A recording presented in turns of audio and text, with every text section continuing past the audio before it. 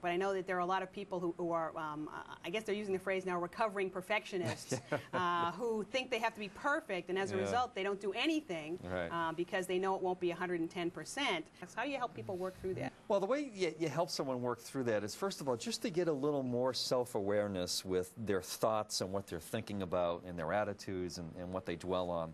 For example, if you have a perfectionist and recovering perfectionist, it's very difficult to be one. I mean, if you're a perfectionist, you find it very hard to have any fun because you can't stop. You can't stop because you're never done. You're never done because no matter what you're doing, it's still going to be approved upon the way it is now. It's just a really tough way to go through life. So we just try to realize and notice and say, well, what makes you think that this project you're doing or this report has to be perfect? What do you think would happen if there was a mistake? Try to point out to people that you're a human being, and part of being human, there's no divinity here. We're not totally perfect, so it's okay to make mistakes. But also look at and see what is the thought that you're having behind this. If I make a mistake, what do you think is going to happen? And if that happens, what do you think is going to happen? Try to drill down to the fear, and then hopefully also have people realize, what is it costing them? What does it cost you? What does it cost your career? What does it cost your health? What does it cost your ability to enjoy life when you're so into getting everything right and perfect, and you're spending way too much time on things?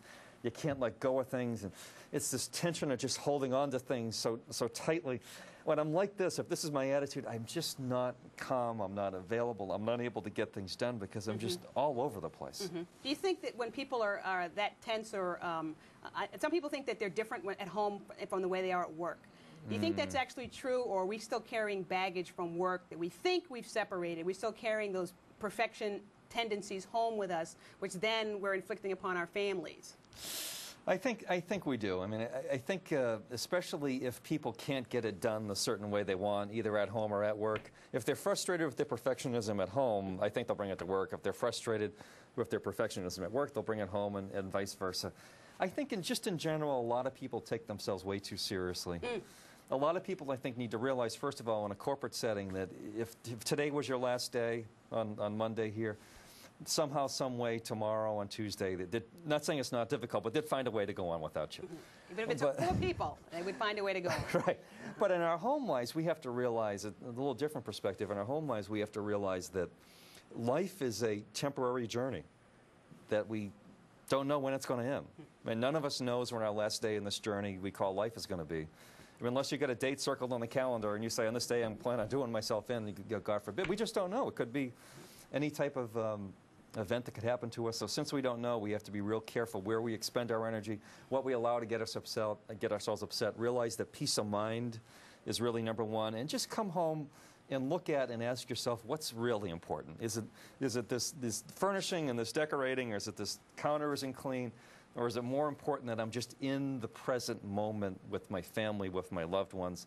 The problem with a lot of people is they're with their family, they're at the dinner table. Physically, they're there with them, but mentally they're back at work or they're somewhere else, and you're just not there. You're just not present. And you know, all we really have in life is just these moments that we have. So the more we're in the moment, the more our mind is slowed down. The more we can just sit and breathe, the better off we'll be. I think actually most people nowadays, Rhonda, are looking for peace of mind. Okay. I think people are asking us, what can I do to find more peace of mind in life? I don't want to be frazzled. I don't want to be nervous. I don't want to be tense. I want to enjoy my life. I just want to be peaceful in this moment. So does one of your programs help them to get to that place where they're more peaceful? Absolutely. My program on mental toughness, which I do to organizations, and I've been doing a lot of work lately with the National Guard programs, with the families of the soldiers who are deployed in Iraq. We look at the situation and say, okay, here's the fact that my family's deployed, my family's away. Or here's the fact, I could work at ABC company and they're understaffed and I'm overpaid and I'm overwhelmed, they got a lot of work to do. But the question is, as it comes to peace of mind, is that what percentage of this is self-created? What percentage of my stress is self-created or self-induced? What percentage is it me, again, making it worse than it already has to be? And a lot of times I find through my research that the self-created stress comes from the stuff that we dwell on, the stuff that we think about, the stuff that we spend our energy going on and regurgitating. I like to use the word regurgitating, regurgitating the same thoughts over and over again. So we find the peace of mind when our mind is actually slower, Lots of people have busy minds. They go in a mile a minute. They, thinking 50. On average, we think around 50,000 thoughts a day. A lot of people go to put their head in the pillow at night. They can't sleep because physically their head's on the pillow, but mentally their mind's still going all over the place. So we find the peace of mind through, first of all, looking at the quality of our thoughts, the things we think about, and secondarily, just the quantity. Just to slow down.